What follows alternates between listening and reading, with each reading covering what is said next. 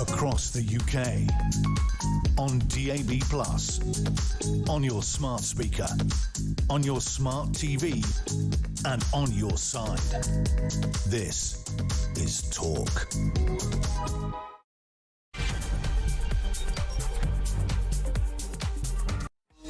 Okay, I'm going to give you a really, really geeky detail, which is this. Every single peerage outranks every single courtesy title. And this may sound like a very boring and dry detail, but there is only one peerage that is a princedom, and that is the Princedom of Wales. And so what that means is Prince Michael of Kent is outranked by the Duke of Kent. However, I don't know many people who think being a duke is better than being a prince. Ergo, when they got rid of the Dukedom of York from Prince Andrew, but kept calling him Prince Andrew, it was an insult to people. Now, we can argue all day about peerage this and title that and whatever. Most people do not accept that you've given up all of your titles when you continue to have the name Prince. It is utterly, utterly ludicrous.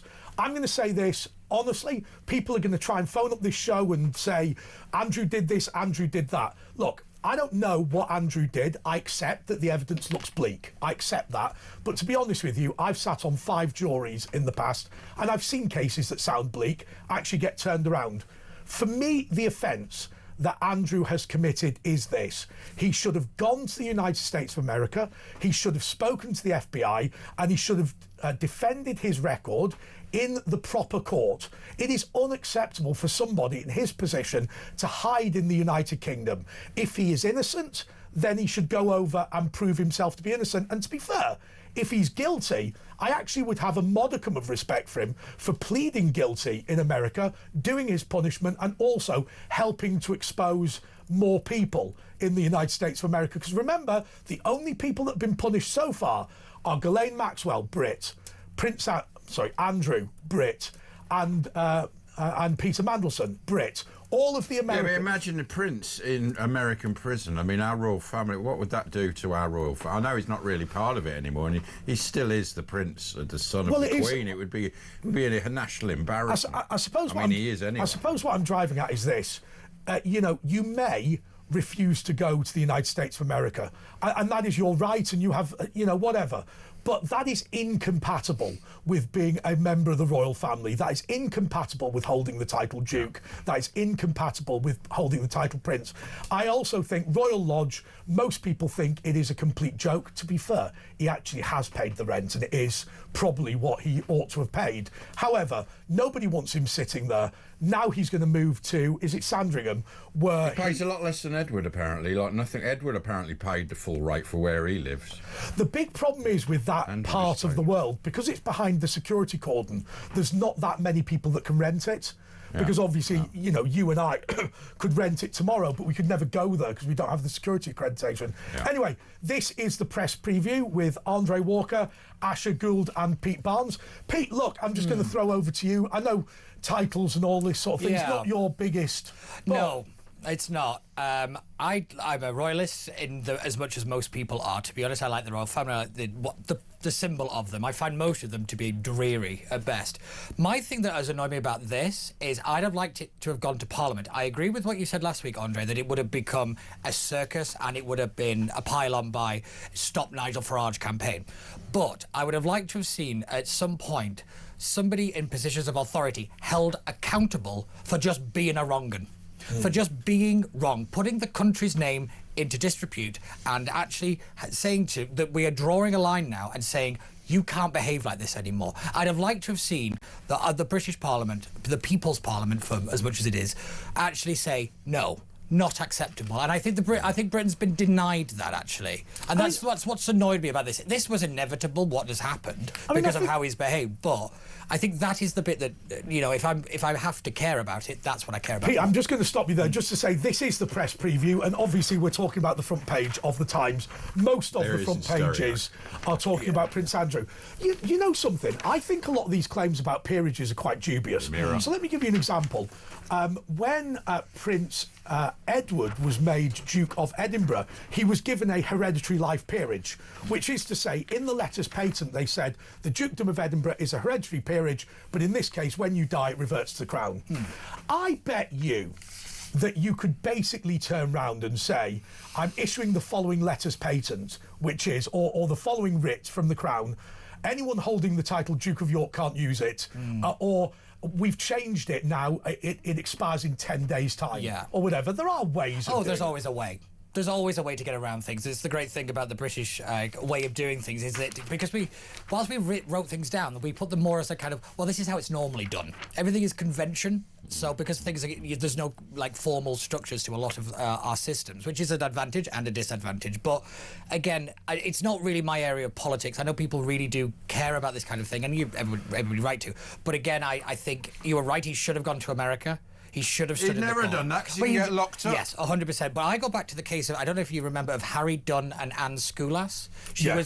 How she did the same. She fled to America. She didn't come back. And I thought that was horrific on Is the that family. the woman that ran over the guy kid. outside the American base because she forgot and drove on the wrong side of the road and killed her? There was a whole thing about extraditions and all the rest of it. I think the damage that... They said it was diplomatic immunity, but she didn't have it. No. But my point here is that the damage done to the victims, the families, a moment of actual justice, because justice doesn't have to be done, it has to be seen to be done. Didn't she hand herself in after a couple of years? But she did a lot of it over Zoom, and there was a whole thing. But again, it was I think it was actually the Sun here that actually kind of kept it in the public eye. I think it was Harry Cole. But, it was very, very good that happened to a degree, but I think it was grubby and it looked bad, the way that this looks bad. Now, the other story in the Times, lawmakers can't be lawbreakers unless you work for him now.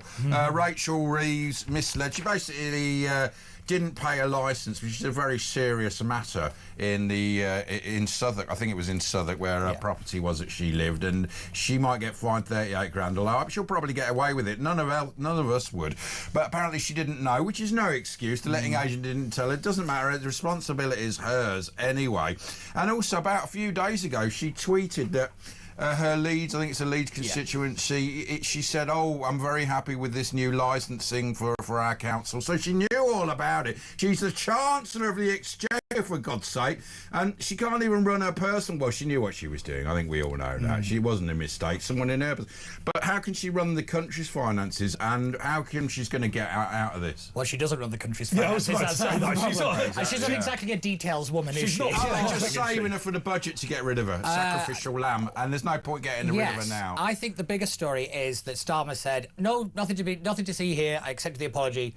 4 or 5 hours later, we're going to have to open an investigation. Another inquiry, by the way. I'd love to know if we should have a running tally as to how many inquiries are currently running under the government. I'd be interested to find that out. Do you know what Asher pointed out to me once? He pointed out that Starmer's answer to everything is, I didn't look at the file. Plausible deniability. Concerning for a lawyer. Sorry, I apologise. Was that Nelson Mandela? He doesn't need a plausible deniability. No, it was Chris Eubank. But it was a little concerning that he, for a lawyer, not much of a details guy either. But I keep going back to a point I made with Jonathan Goddess this afternoon.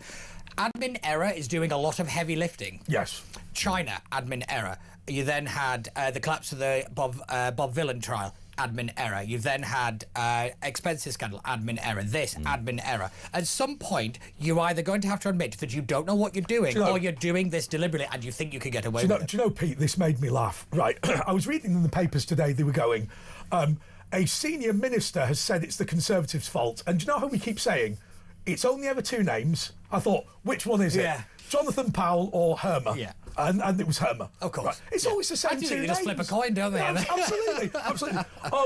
China off the hook. Which one of the two of them's mentioned it? Yeah, I know, yeah. The other thing, he should have done something terrible this week. You know, when he branded Southport, he said they came in on the trains, they were far right, and then a police report came out and said, well, no, we've looked into it, but they were all locals and they weren't far right. He should have come out and apologised for that. I mean, he should have resigned. Well, he should have resigned. I actually think the one moment out of that, and this is where I think Starmer showed he was unfit for that office, was when he used the speech after the incident, after we found out what had happened to those girls, and he made it about far right thugs and a moment of mourning. And he already knew about this kid. And he knew all about it, and he weaponised it. He weaponised that event for his own political ends. I thought that was utterly contemptible. And then he weaponised the judicial system. Yeah.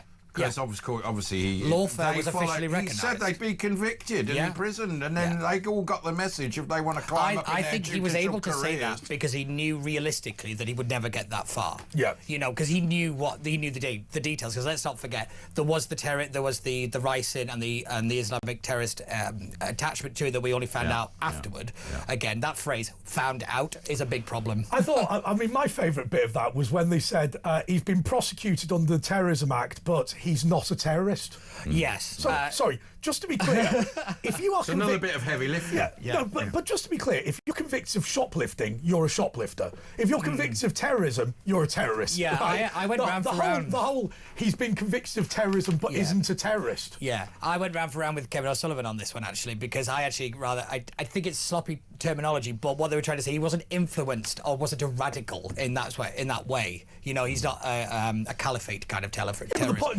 Because what he was for possession of terrorist equipment and the book. He and was all the rest of it. interested in mass killing in all types. Yeah. He researched it all. If anything, an equal opportunity terrorist. But why are his parents here anyway? I understand all that, but he was convicted of a terrorist offence, right? Yeah. You can't say, oh, he's not a terrorist. Yeah, he is, right? Yeah, Why were his parents claiming asylum when they were family of the Rwandan leader and, you know, they weren't in any danger? Why are they over here? They're not refugees, not... No, well...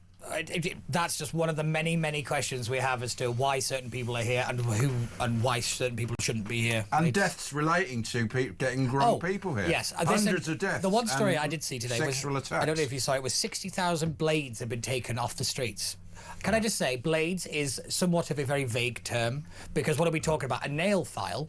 Because, in the same way that in America they use gun violence to bolster up the numbers, realistically, it's actually suicide in America. But, you know, that story really, really annoyed me, because I've seen it all day. Everyone's saying, oh, isn't this really great? And I'm like... You've not even touched the sides in terms of fixing this problem. It's not even knives. I mean, that horrendous murder at Bescott in Warsaw was a screwdriver. They don't need, you know, it's irrelevant what the murder... And when they try and turn it into, oh, we're going to make it more difficult on Amazon, what a ridiculous thing to say. Just get out of the kitchen, all the screwdriver. Exactly. But baloney. It's one of those things. When are we talking knife? Are we talking, you know... kitchen knife? Are we talking machete, zombie blade, that kind of thing? Again, it is all in the language in which we make it vague. And people are going to be very upset when I say this, but this is part of cultural enrichment, because there are parts of Africa where machete culture is part of everyday life. Now, look, you know, at the end of the day, cultural enrichment cuts both ways. Yes. Right? Yeah. You know, there are things that are brought to the UK that are beneficial, and there are things that are brought to the UK which are very, very bad. And Rwanda, I'll be honest with you, actually these days is a very nice place. But unfortunately, it's got a machete culture. Of course it does. I think you wonder why the Axel Rudikabana, his family were from Rwanda, used that kind of weapon. It's in the culture. Of course it is. It is the kind of... how do I say it nicely? The kind of... choosing to be stupid over certain things, like looking the other way at the awkward bit of something because we don't want to talk about it, but we all see it, and it's the giant elephant in the room. There's simply, Pete, an assumption at all times that every cultural practice from outside the UK will benefit the UK if it comes here, and you know, a lot of them don't. No, right? A lot of them don't. And, you know, that kind of, we have a great history of multiculturalism, we have a great history of the... Not really, because most people who came here assimilated. That's the difference. It's, you know, it's rather ridiculous. Again, it's that kind of rewriting of history and choosing to focus on one bit and ignoring the other bit. The other point, let's just remind ourselves of something.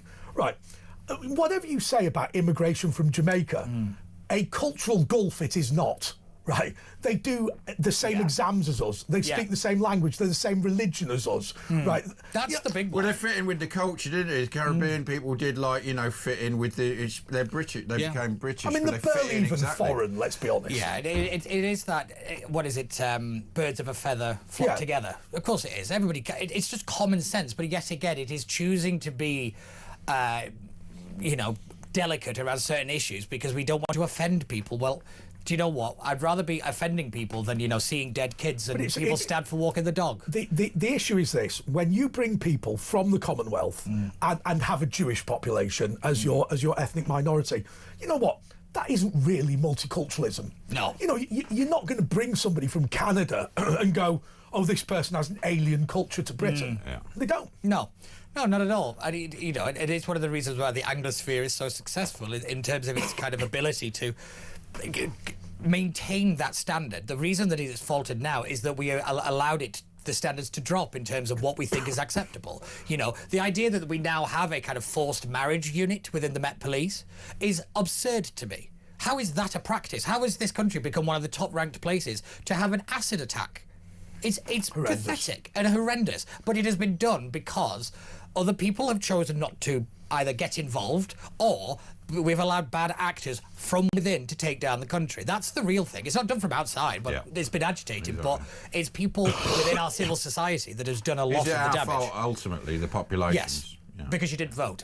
Yeah. That's the reality of it. Our fault. You know, although to be fair, voting against uncontrolled immigration hasn't really worked. Exactly. It was the uniparty, and they all just ignored us anyway. It's continuing to vote for the same people multiple times to give them larger majorities each time. I then find quite confusing. OK, look, this is the press preview with Andre Walker, Asher Gould and Pete Barnes. I'm going to make an apology. I am coming down with something, so if I cough and splutter a little bit, I apologise. However... good. That's nice you're sitting right next to me. I'm on this side of the table. Really good, honestly, I look forward to doing this, right? So, fantastic news. Yes, Thank you, Andre. I'm being a bit of a soldier here, but these guys have got real problems. Sorry, I left my small violin at home. Give us a ring, 0344. I'm pointing, but there's no number. Doesn't matter. Just listen. 0344 499 1000. You can call us. You can leave a WhatsApp message. It's me, Andre, and Pete on talk. And I did go to Handsworth Grammar Ons, and we'll be back in 2 minutes.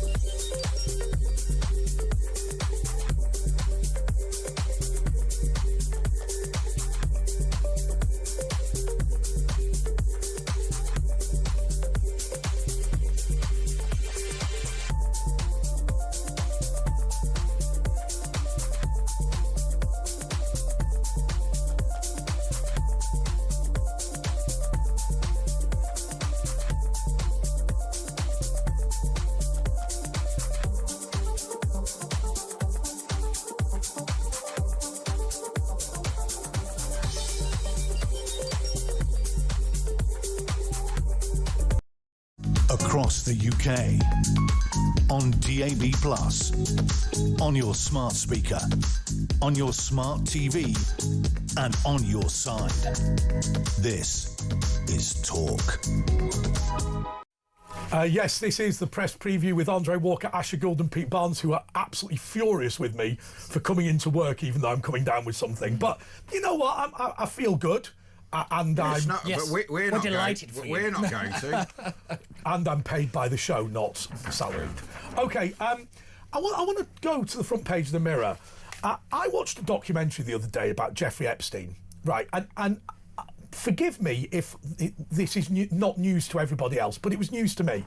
Right, first of all, officially, he'd made money working at Bear Stearns. He didn't work there.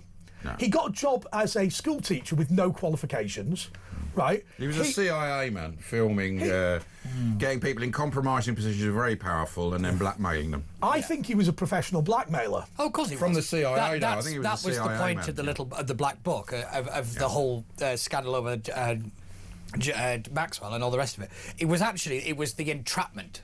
Yeah. That really was... Do you know what Sarah Ferguson said? Bizarre. Right, so Sarah Ferguson publicly had a go at Jeffrey Epstein. She didn't didn't really know him that well anyway. She'd never visited the island or any of that sort of thing. But then she sent him a nice email afterwards, and her explanation, which I think is probably believable, is I was afraid of him, so I just told him anything to get him off my back. I have absolutely no doubt that that is true. Absolutely no doubt. Because that kind of guy moved with some very powerful people, but he seemed to move freely between everybody, which means... And no one was caught after. Yes. And he was, let's face it, he was murdered. You don't hang yourself and the rope divot is just around the back of your neck. As I always say, nothing says completely legitimate like the camera's being turned off. Oh, yes. Exactly. Nothing says definitely fine. Quite that. And the two guards who said we fell asleep. Yeah. Deliberately? And the camera's turned off and we fell asleep. There's a coincidence and then there's a pattern of... But actually, the one thing I will say about Prince Andrew, you know, I think there is an alternative story here, which is this. He made a mistake by touching Epstein and was probably being blackmailed forevermore. Yes. And also, having these young girls around was a deliberate strategy to compromise people. I think is probably true. By the way, to those people watching and listening who are angered by that, I think that you can be Andrew and have behaved badly and also be blackmailed. Yes. I don't think the two. Yeah, of course. You have to have behaved badly to be blackmailed. Yeah, I guess that's right. I think that's a perfectly legitimate position, and I actually think there's a lot of weight behind it, given the fact that a person like that was able to, like I say, move freely, operated in the open, and nobody dared touch him. Because he wasn't like he was like that ultra, don't get me wrong, he's a rich guy, but there were richer people, more powerful people, and he moved and nobody said anything. That I find interesting. Do you know what Alistair Campbell said? And I think this is a reasonable point. He said the big mistake that a lot of people make is thinking because somebody's rich, they're a good person. Yes. Right, I mean, okay, it's normally correct, though. He's giving you free flights, he's giving you free dinners and whatever. Well, you know, 50 grand to him's like £5 to us. Yes, again, yeah. He's not that generous, is he? No, I think, and it's one of those things is that if you don't have that level of wealth, it seems like a lot of money, but like you said, a tenner and £100 is the same, depending on which end of the scale you're on. But it's do you know something else? If some no, I shouldn't laugh because it is serious, but there is something comical about it.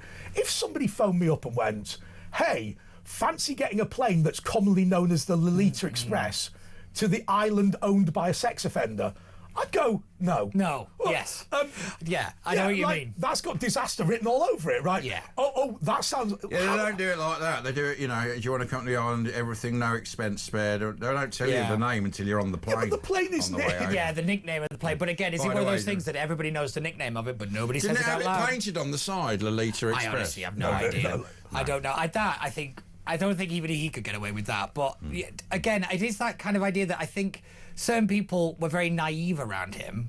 But again, if somebody's paying for all this stuff and he's giving you all these things, it's very easy to get sucked in. It's very easy to get wrapped in somebody who seems to move with celebrities and all that kind of stuff. But Pete, I mean, we know people like this. There are people who have an enormous amount of money and will collect people like us and people like politicians and whatever, and basically just try and spend an enormous amount of money shining up their reputation. Yes. Now, from our perspective, I mean, we don't do it, but then again, nobody's going to offer us a fortune anyway.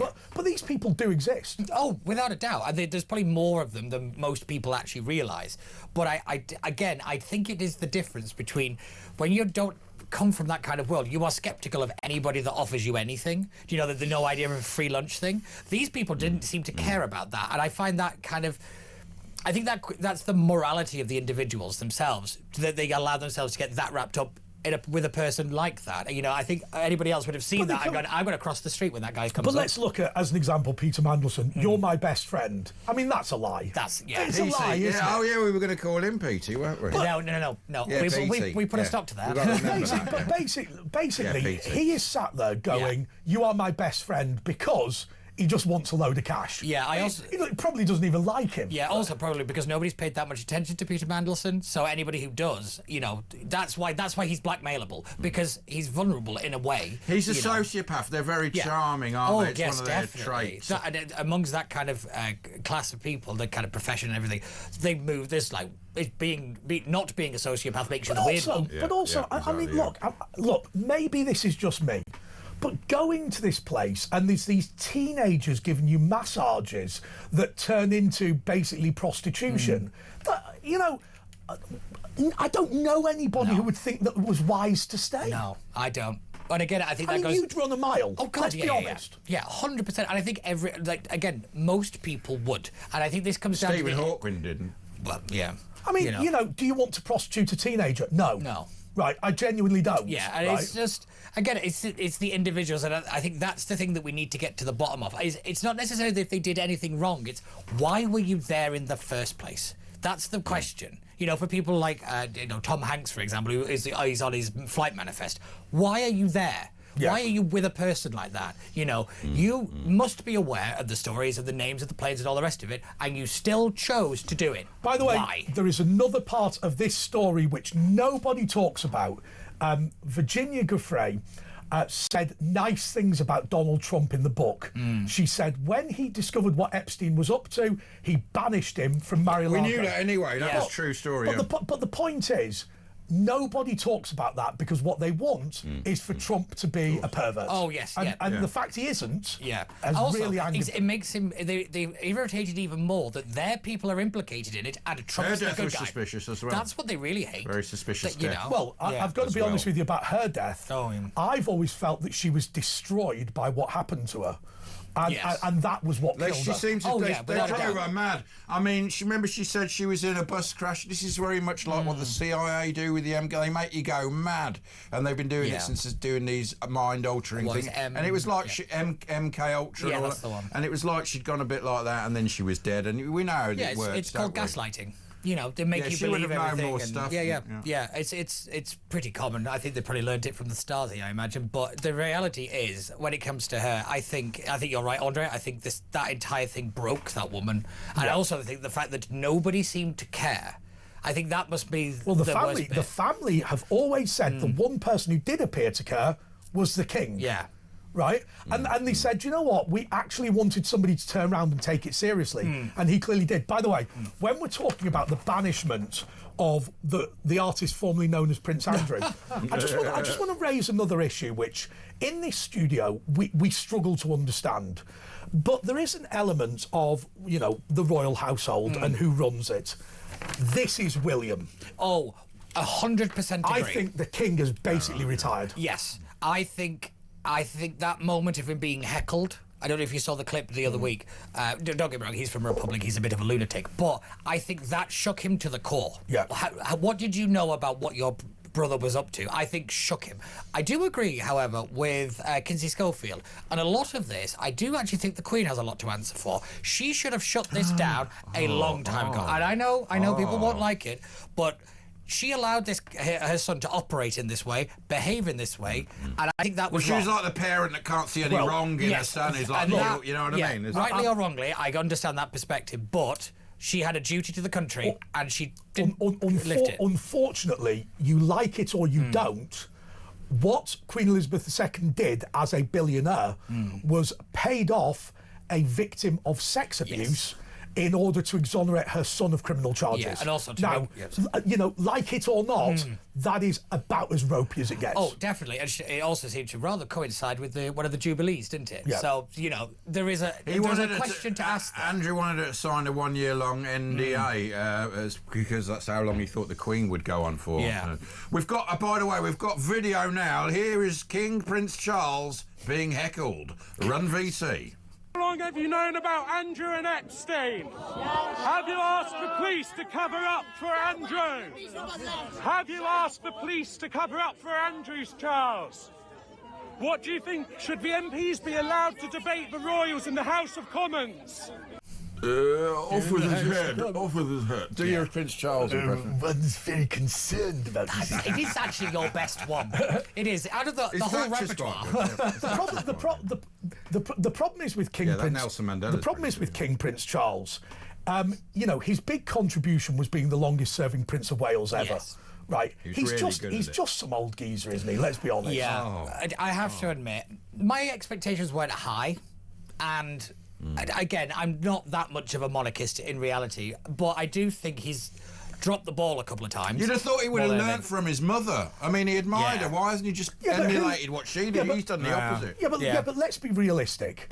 When he starts to make changes to the royal household, nobody with any sanity is going to do anything. No. Because they're going to go, well, he'll be gone soon. Yes. All the good people are going to be with William. Oh, yes, definitely. And I think you're right when you said this is all William. I think he wanted him out of the sight of Windsor. Oh, he wants him trailed out by the hair. Yes, definitely. And I think he doesn't mind seeing him put through the ringer at all. I think this is a moment for Will to kind of draw a line under a lot of this and say when he ascends to the throne, things will be very, very different. I'll tell you where I did agree with William. You know, Prince Andrew or Andrew, you know, makes his way to the front at the funeral of the Duchess of Gloucester, and starts making jokes. Right, you know, and Williams, you must be stood there thinking, you're basically hanging around with a sex offender, and you're standing there grinning. Yeah. Nobody wants to see you grin. Self-awareness. He has 100 teddy bears on his bed that he has a little laminated that just card screams with, wrong. and they have to. Of course, it does. A man that does that is very suspect. But no, I have to admit that I think this is we are starting to see the kind of harder edge of Will that Charles doesn't have. Yeah, and I think that, of course, as the brother, he's been quite tough with Harry, hasn't he? Yeah, Charles? well, you know, when he is quite tough when somebody he calls your wife a racist, essentially, I think you do tend to be a little tough, and I think this is a kind of moment. Some people said she looked like Rod Hull, which was very disrespectful. Yeah, but sorry, that's funny. Well, let's be honest. Let's be honest. You've got to love her because nobody would get rid of Diana in favour of Camilla unless they loved her very much. You know, I have to admit. 03444991000. It's the paper review. It's me, Andre, and Pete. And it says here, look, it's Lee Onslow. It's my old mate from school, Lee Onslow. He said he knew it was you. We were in the same class, that's right. Don't know whether you'll remember me. I do very well, yeah. Lee Onslow, you were one funny kid, mate. Pete, that's where I learnt this business. Pete, can I warn you in biology, yes. Mr. Pearson. The producer is also from Birmingham. What will happen now is they will egg each other on to talk torturously about dull details. I think he was one of the, you know, they wear the beaver skins on the head. He was a royal lifeguard, I think, Lee. A lifeguard. They're called the Royal Lifeguards, like Baywatch, but outside Buckingham Palace with a big... Should we leave? Call in, Lee. Yeah, give us a ring, 03444991000. We'll get you straight in. Get people to phone in about Birmingham stories, right? No! Well, we went to school in Handsworth. You know, that was the place that Jenrick went round the other day, so we've got a lot of things to say. Anyway, we'll take a little break here. Give us a ring, Lee. 03444991000. We'll be back in a please don't phone up about I'm so happy I'm leaving.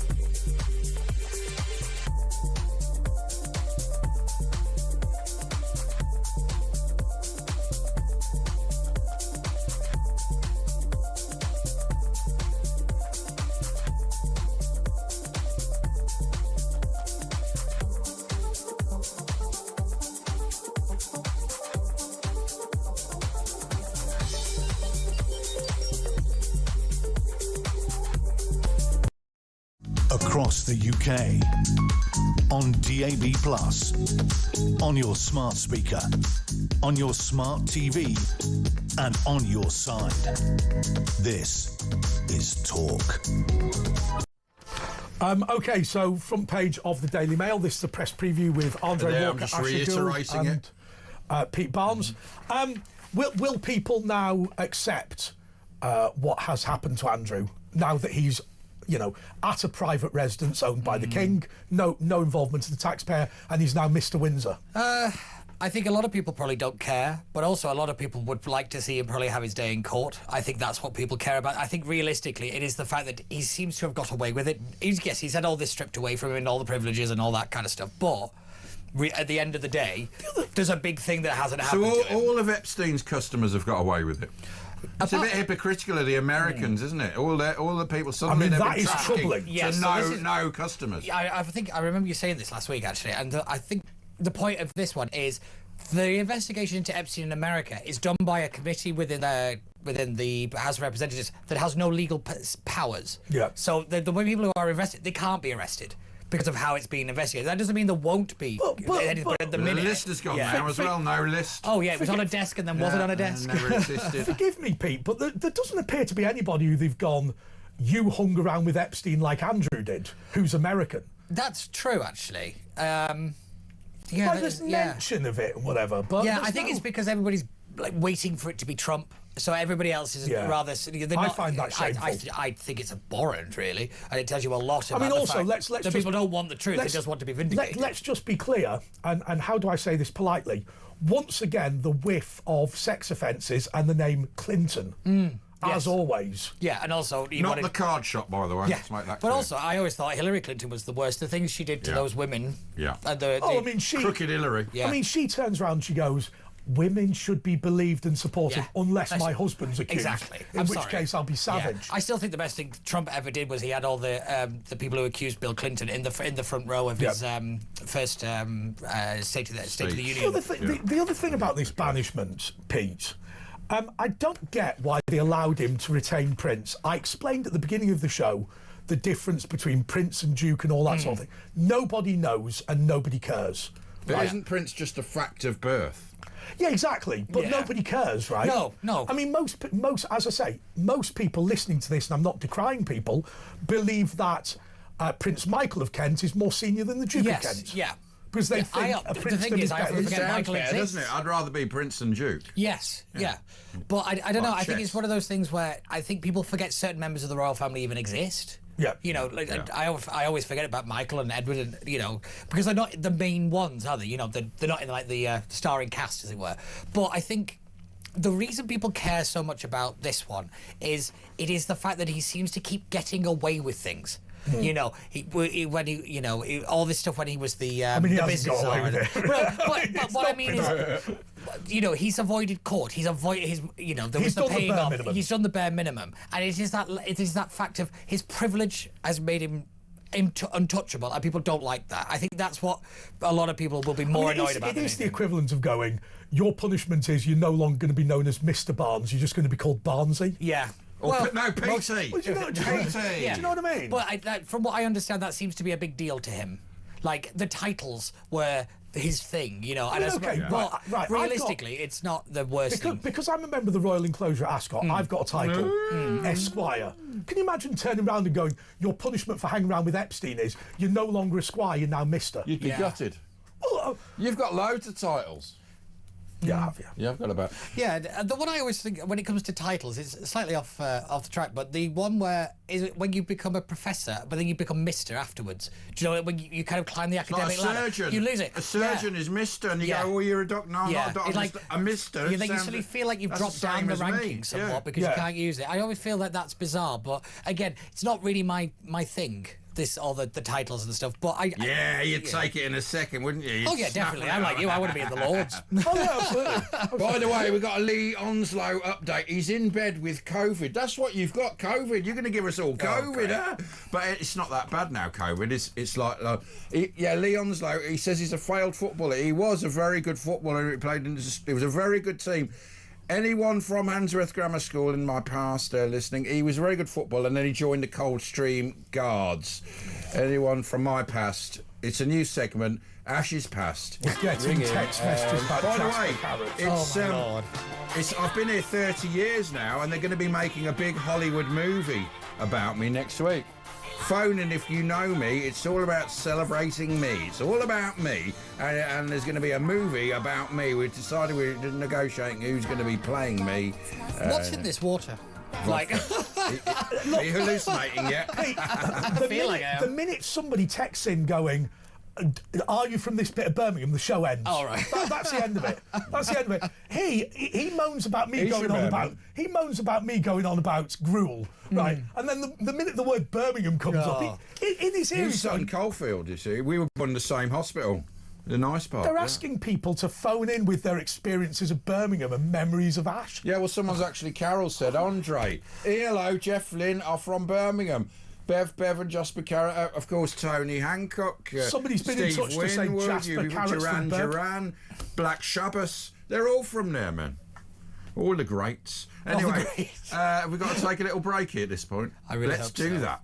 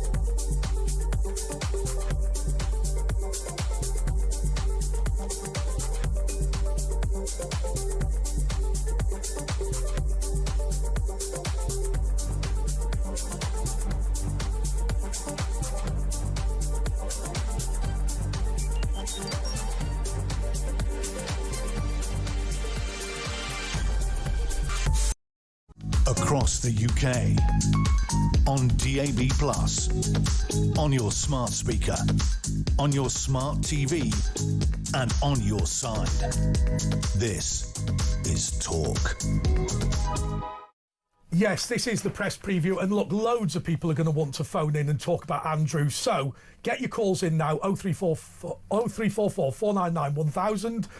We're going to take calls at midnight, but if you come through now, we'll get it all organised and everything, and it's going to be great.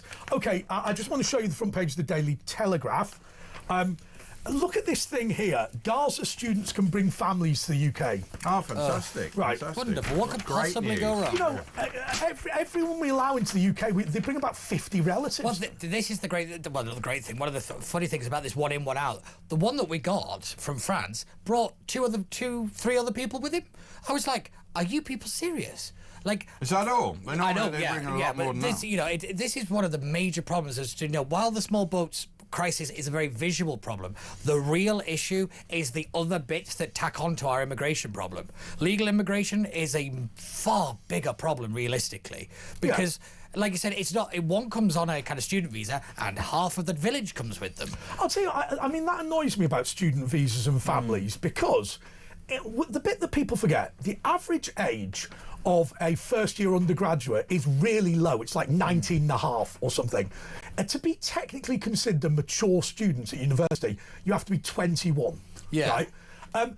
The number of people going to quality university courses who have 5 kids is just low. Yes. Like, you remember when you went to university? Asher will as well. Right? No, I can't remember because I was there. You didn't arrive in your lecture and go, oh, there's Bob, who's I didn't arrive in my 60 lecture. years old. Yes, yeah. I find it weird. But then, interestingly, the youth scheme that the Stam wants to join us up to with the EU, their definition of young goes up to 30. You know, it's not going to be their brightest and best. No, is it? it's definitely not. It's also basically used so you can fiddle your not in education and training figures. The other thing is, I'm sorry to be rude, but when you look at the universities that have got all of these families and whatever, they're not exactly... They're not really proper courses. They're not great. They're designed for people to move here. Yes, and take their money. Yeah. I mean, lest we forget London Metropolitan University, where the Home Office were going to take off their ability to issue student visas on the grounds that they said the university itself was a fiddle. Yeah. Also, can we just shut down universities? Why do we think it's a bad thing if a university shuts down? Like, I don't really understand. There's too many, isn't it? Because Blair wanted 50% of all, which is really... So that you've policy, got to be above average intelligence for you, and obviously 50%. You want is to just trace average most problems. Intelligence. Most problems in this country can be traced to that policy. Yeah. Everything can be traced back to that. I'll That tell is you, the only good thing to come out of the Labour conference was dropped as a policy ambition. I'll tell you one thing that I think is genuinely shameful. If you go to most companies, including this one, HR will have certain rules on who can come in terms of degrees and all that sort of thing. Right. What they do is they say you have to have a minimum of, say, 2-1 or 2-2. What they forget is that different universities have different standards. Yes. So as an example, the university that issues the fewest first is Oxford.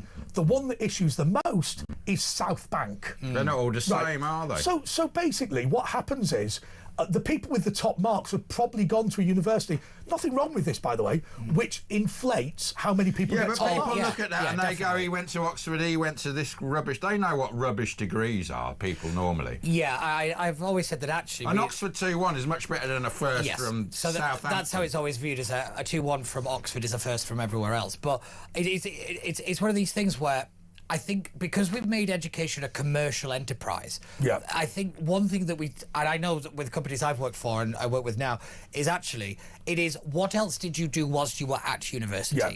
That is what I would say to anybody who's got grandkids or who's at university. Get involved in something, because it's not the degree that actually gets you the job anymore. It is what have you done. I went down Hacienda, and I was up for 3 days, and I don't really remember what happened. Well, to be fair, Asher, what you did at university got you in the entertainment business, right? Exactly, It was largely drunken. But that's... I think this is also a really important point, is actually... young people need to socialise more and actually get out and be together, because nobody knows how to talk to each other anymore. They don't do it now because of the, they're all on their Tamagotchis. It changes the frontal lobes. They've actually traced if you were born in 97 and you got this app, your brain is this way. It really, kids don't go out and they don't have a rough and tumble. Yeah, do you not find it funny that we're getting all this information about the dangerous mobile phones, but everyone's going to need one for a digital ID? They don't go to clubs and that, and now they're terrified to go. They'll get stabbed. Yes. So kids, well, they can't afford to go. Can I tell you my favourite thing about university? Right, I got elected as an NUS conference delegate. I still find that hilarious. Right. And we went along, and literally they were absolute communists, all of them. And there's 4 conservatives there. Anyway, it was in the Winter Gardens, and they're all there, thousands of people. What a start to a story. And one day there was this woman standing up, and she was doing this. They won't obviously know what I'm up to on the radio. She was going, I am a campaigner against racism, and I went, no, you're not. You're a little teapot. That's right. Anyway, I said it, and the whole room turned round. And do you know, Pete, I discovered something. That in the Winter Gardens in Blackpool, if I stood on the balcony and talked, I was louder than the PA system. Really? I love how you discovered that. That gave us hours of fun. I saw Ken Dodd there, and Hours Mike of fun. Yarwood with the Nolan sisters.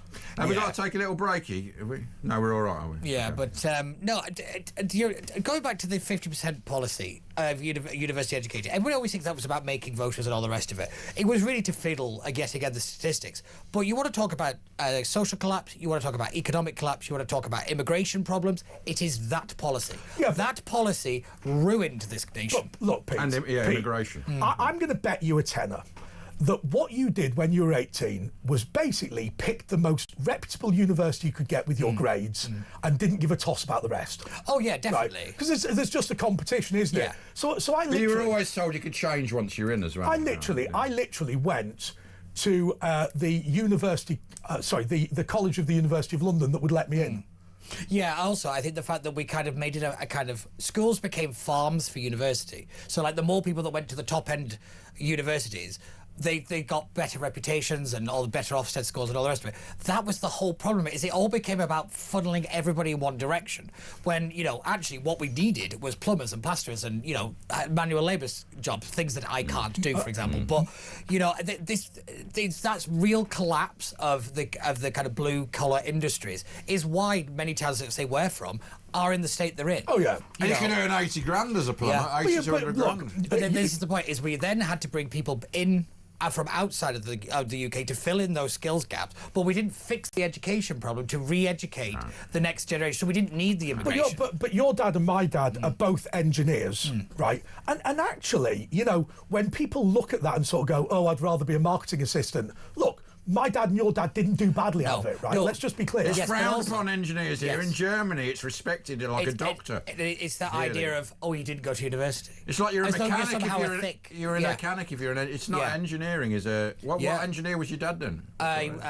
You don't remember? I do you? have no idea. Right. No, actually, no idea. But, I thought he built big equipment for the catering industry. yeah, well, he worked for Heinz. He was the longest-serving Heinz employee. So he made big, massive bean but I pans. actually did my work experience. at the Massive Heinz pans factory. of Of course, what people forget is running those machines is a really senior position, and that's what people forget. You know, it's the whole kind of the high-skilled manual jobs is actually fixing these giant machines, and you know we've not trained the next generation through. But again, it's because we denigrated manual jobs. We made them lesser. So that idea of being a marketing assistant seems more attractive because you're viewed better in society, despite the fact that actually being a mechanic makes you probably more profitable. I met this guy, and it was actually at the Groucho Club, but he was some businessman. He was this bakery, he owned this big bakery, and there was this guy who was like really not very intelligent, but he said, I pay that guy £300,000. I said, why? He goes, well, he's worked at my dad's since he was 16 and he was now 50. He loved Alan Brazil show, by the way.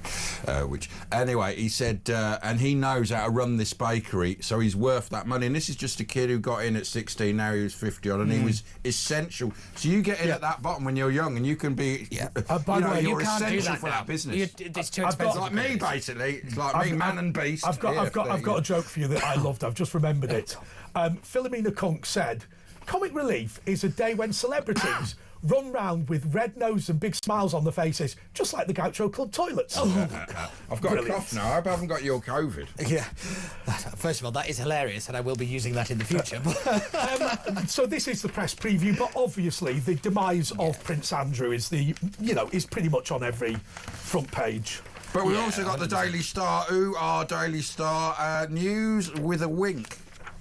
And their thought of the day is Happy Halloween. That's not really a thought, that is. And the royal see, I've got you COVID. The royal formerly known as Prince, shame, don't it? Well, we know that.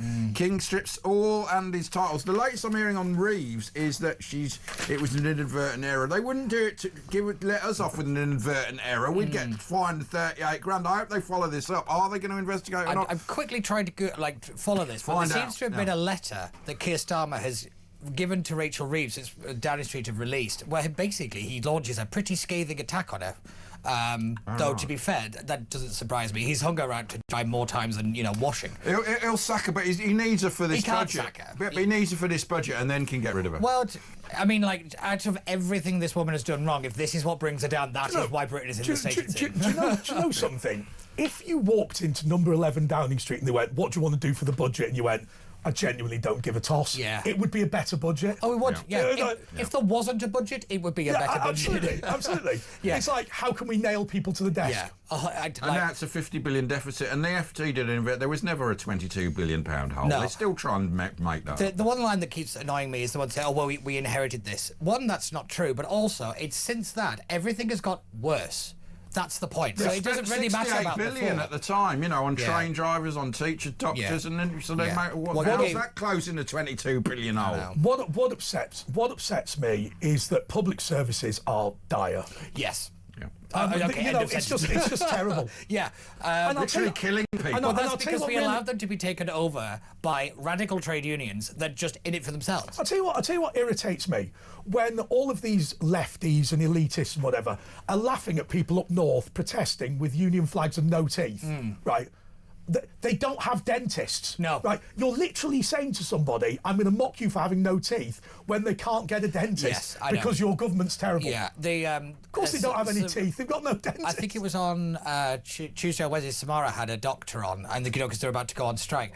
The lack of self-awareness that doctor illustrated was absolutely astounding to me, because she didn't seem to understand that when the government gives these 28% pay rises and all the rest of it, that causes inflation to go up, which actually makes the pay rise pointless. So they're campaigning for their own pay cuts.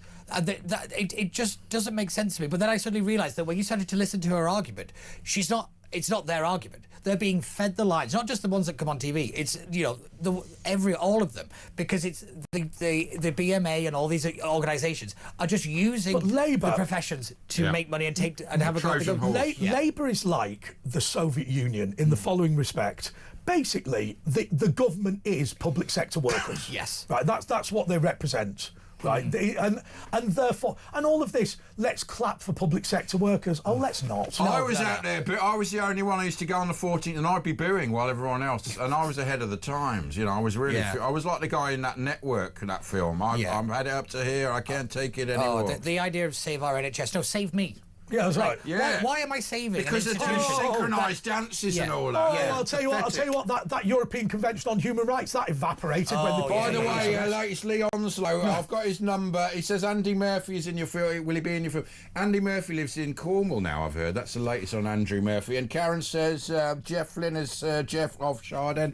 More Kevin O'Sullivan's next. Yeah, so if you're listening in the morning, Kevin O'Sullivan's coming up. It's going to be an action-packed breakfast show as ever. And we hope that you will listen to it. There we go, fill time now a little bit. Yeah, and then laugh. And to those of you listening, that was dreadful. That was awful. Those of you listening, Can I just say, Meryl Streep is not shaking in her boots for the acting. what I always do in this final minute, Pete, is for you to reflect on what happens next. PT's final thoughts. Start buying tinned goods, because the budget looks absolutely horrific. Well, your dad will know. Will recommend. Oh yeah. That was still one of my favourite things. My dad used to give me all the kind of like the SAF sales things. Why don't they add HP to beans? I mean, it's a perfect accompaniment. True. Yeah. Another 30 seconds with your thoughts. My big one is that this story about Prince Andrew is going to be the distraction when we should be talking about Rachel Reeves, we should be talking about the China collapse, the trial, we should be talking about so much more, but we are going to have to talk about this guy again. Yeah, forget this Hopefully, guy. we can move on. Yeah, man. So 03444911000. You going or are you staying? I'm going. Okay, well, give us a ring. It's going to be all about your calls. It's me and Andre. It's Talk, and we'll be back just after the latest news in a jiffy.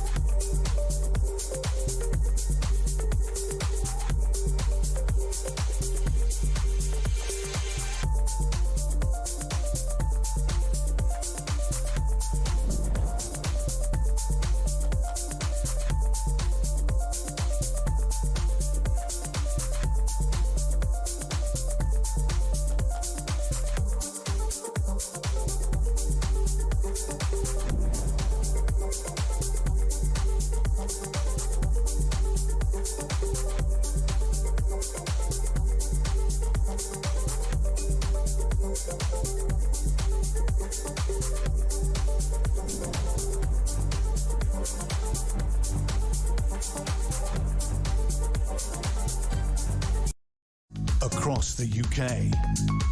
On DAB+, on your smart speaker, on your smart TV, and on your side. This is Talk.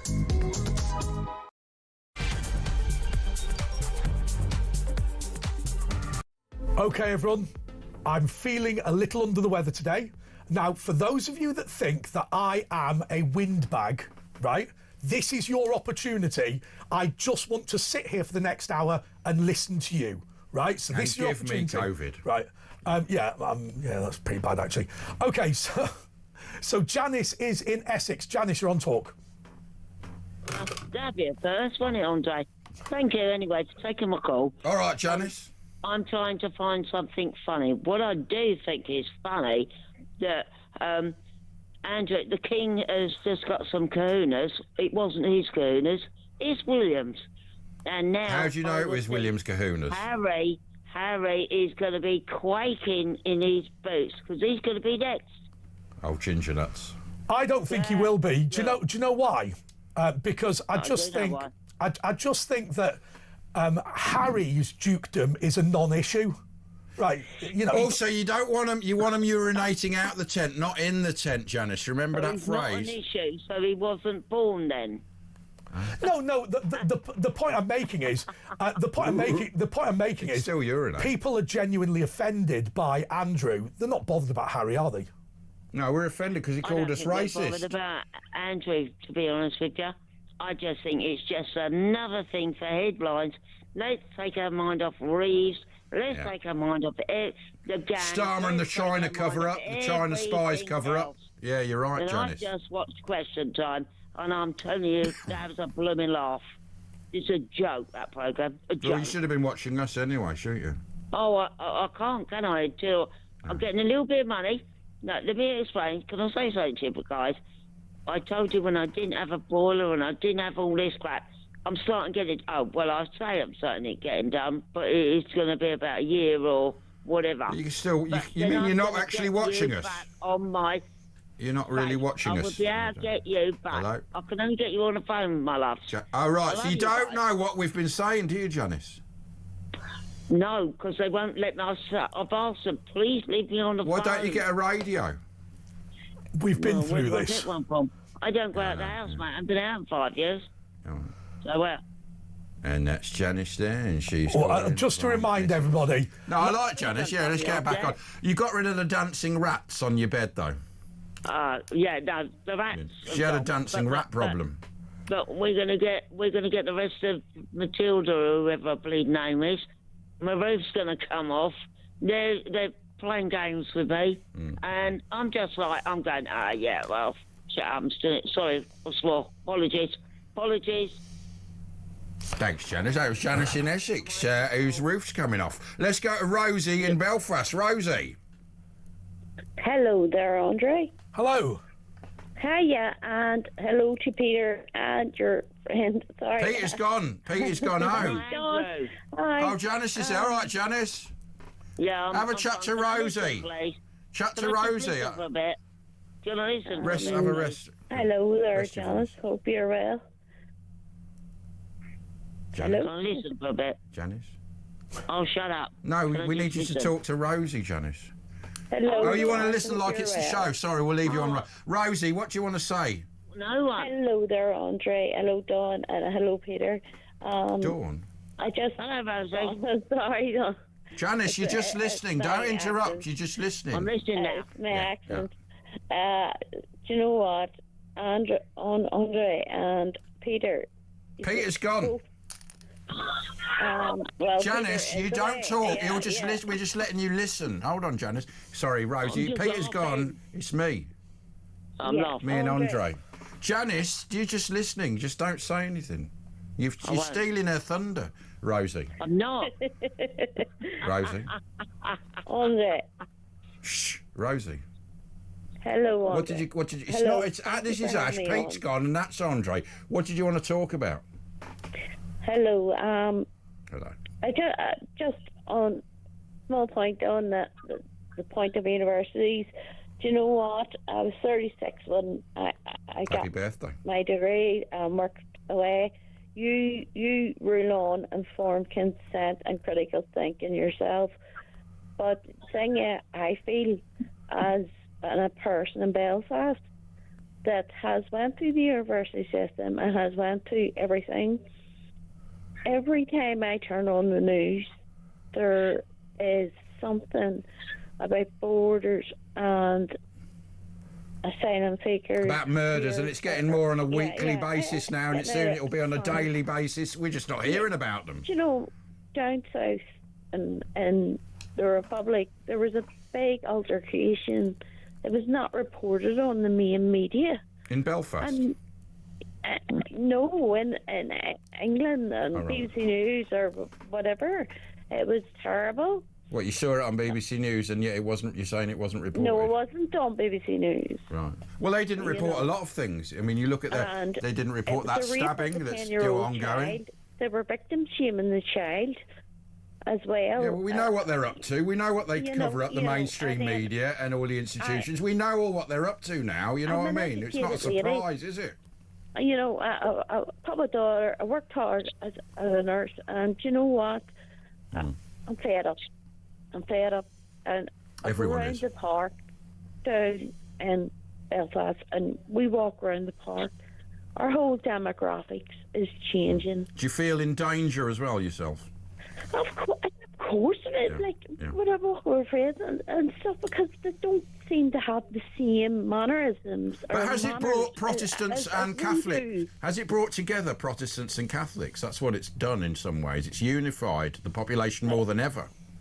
It's well, coming from what, you know, like I was born into, unification, but you know, there's still that underlying issue.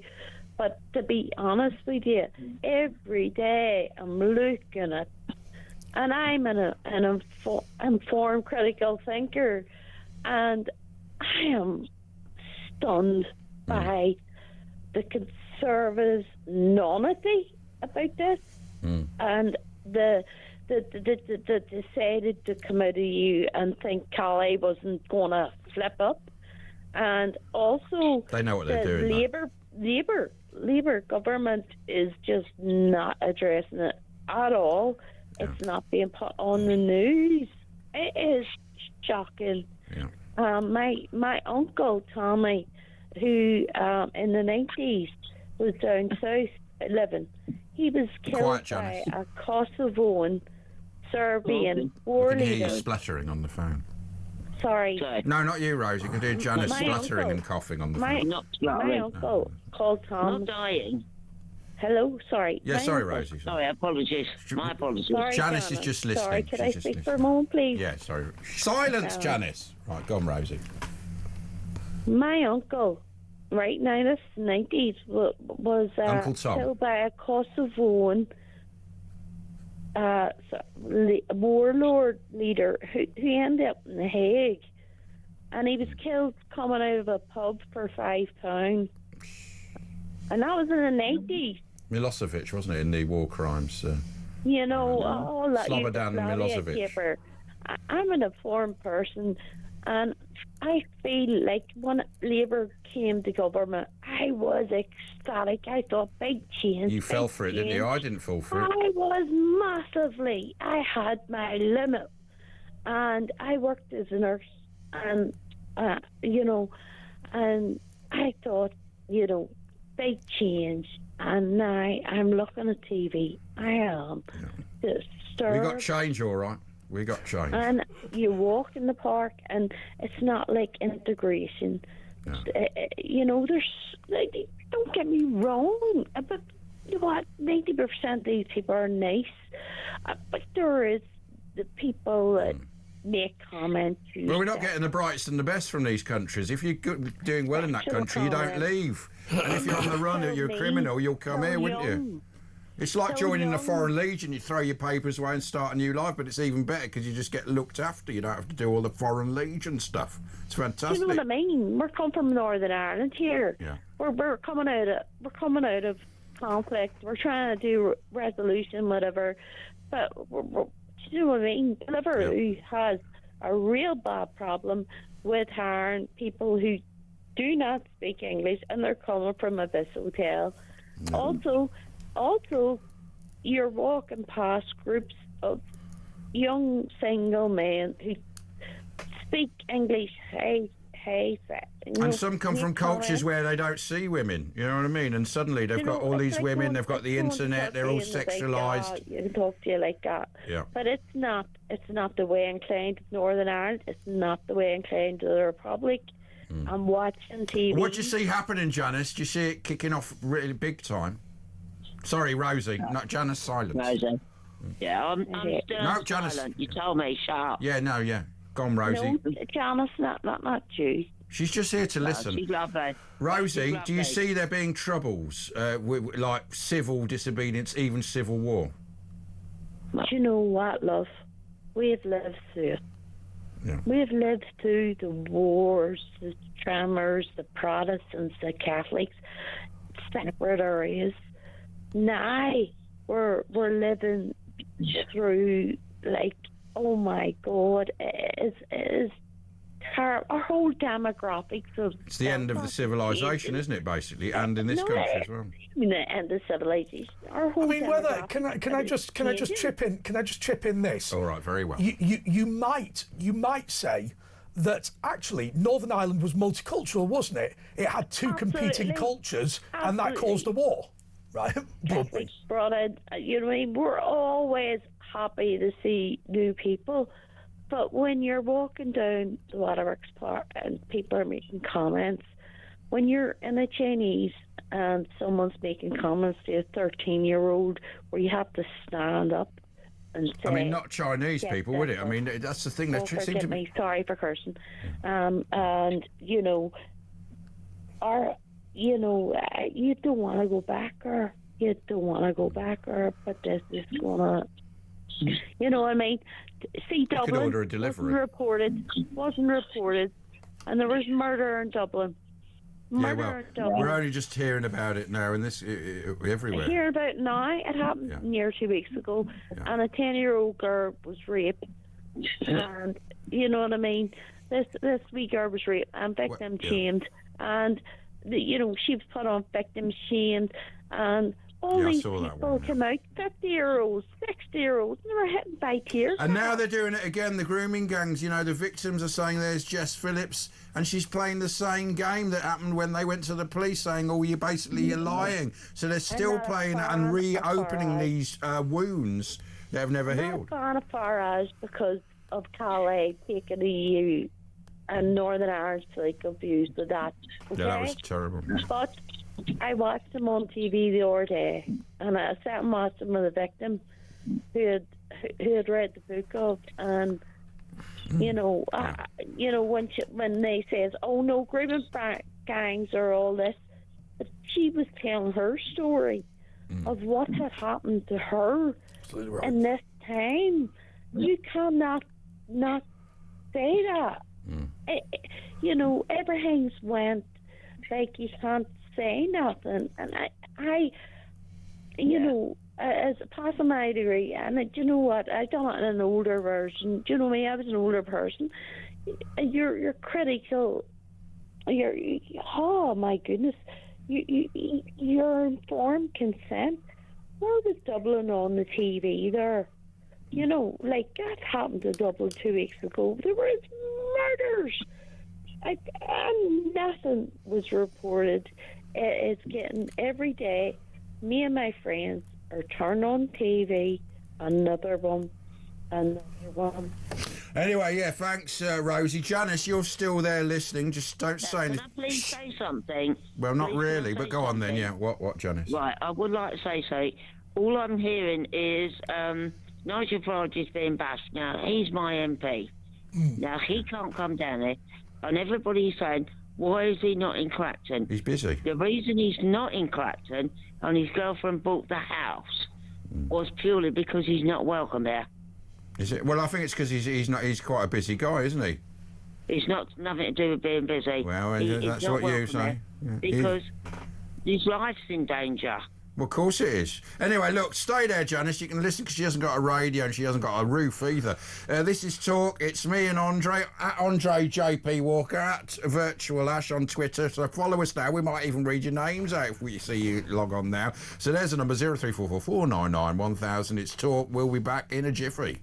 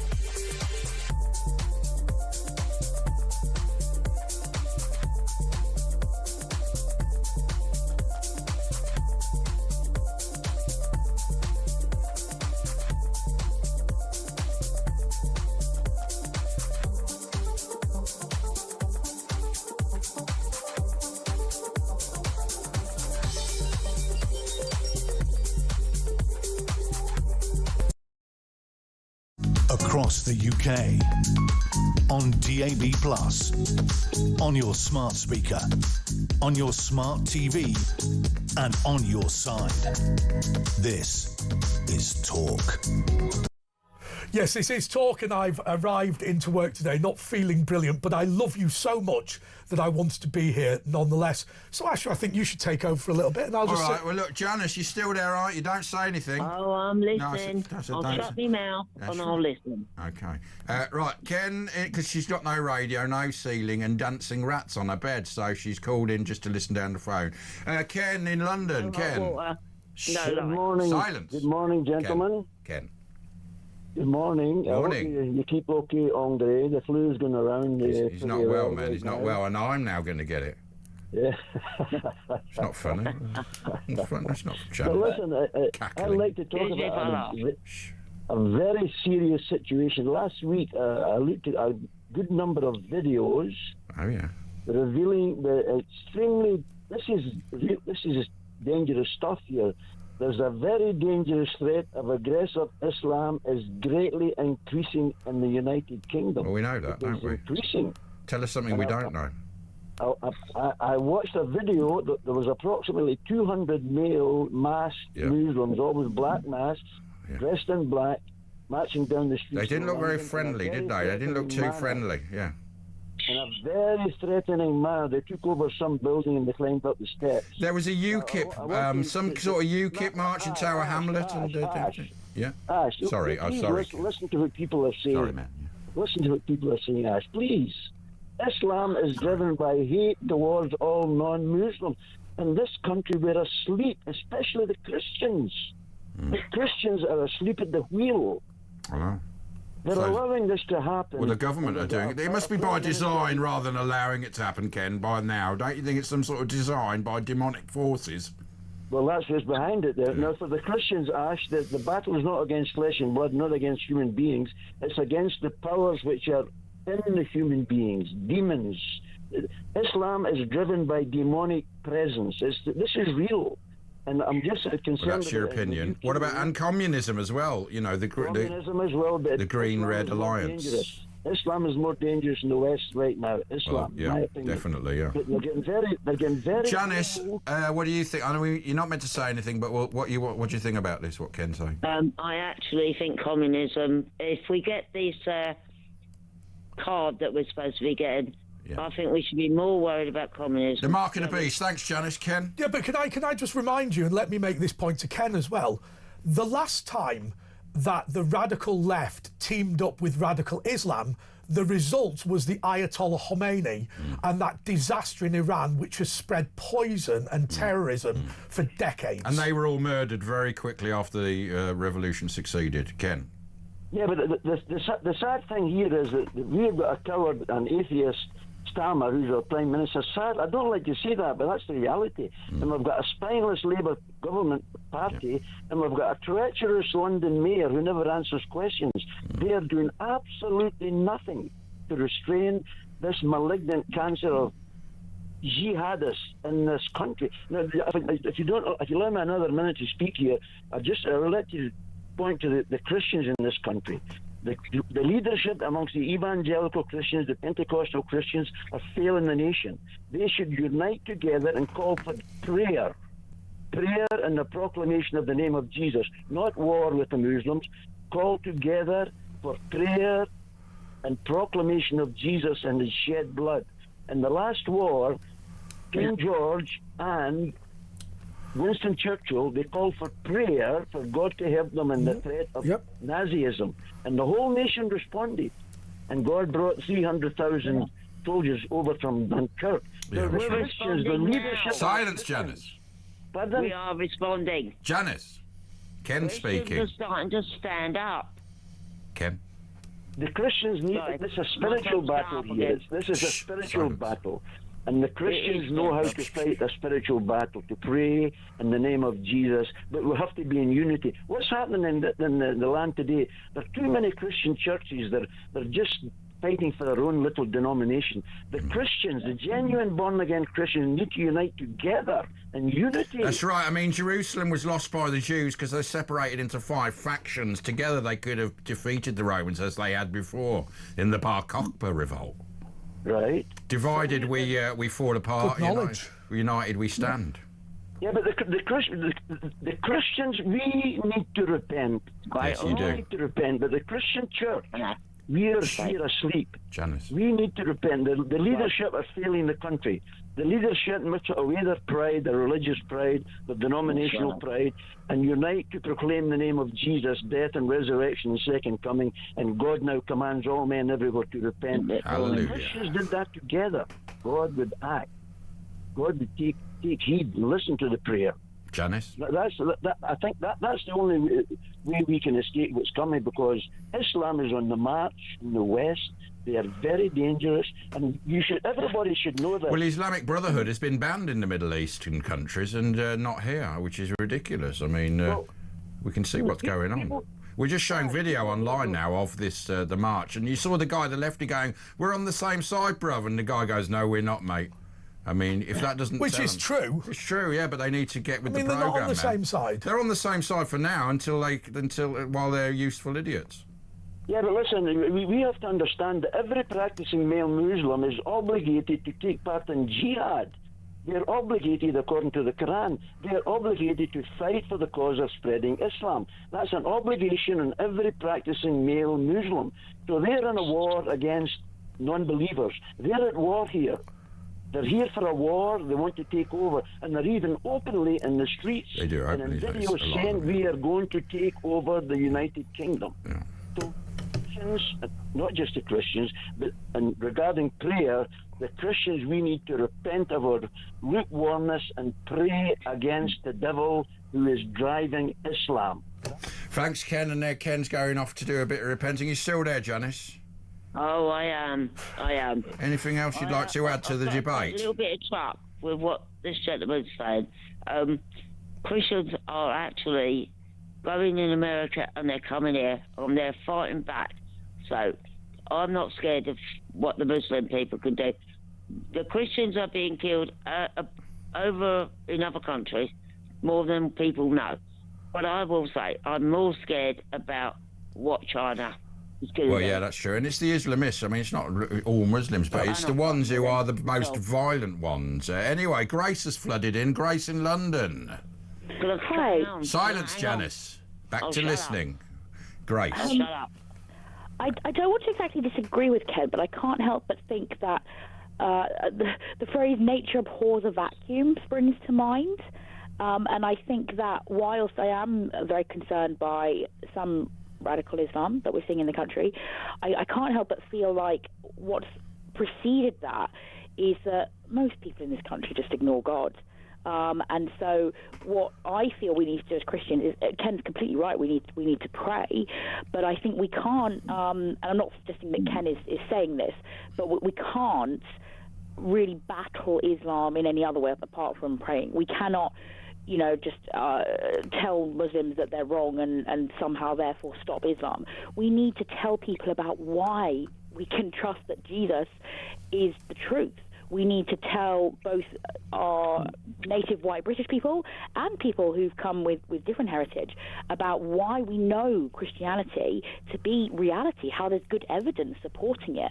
We can't, as some people, I don't mean Ken, but some people who are, let's say the UKIP protesters, for example, they seem to think, in the clips from the protest I saw, that you can kind of battle against these people by marching and shouting about crusades, but you're not going to win anyone's heart and mind doing that. You're just not. You're just going to make people think that they're on the right side because you're oppressing them in some way, and you just build up hostilities either way. Jesus didn't go round kind of vehemently opposing the Romans, even though they obviously had a pagan, erroneous religion and hateful practices. Jesus went around telling people the truth. Well, he wouldn't judge, would he? I mean, Jesus wouldn't judge anyone, would he? No. Well, ultimately he will judge on Judgment Day. But Jesus went around telling people that each of us needs to make a decision about turning to God. And I just feel like I'm seeing from some people this kind of battle mentality.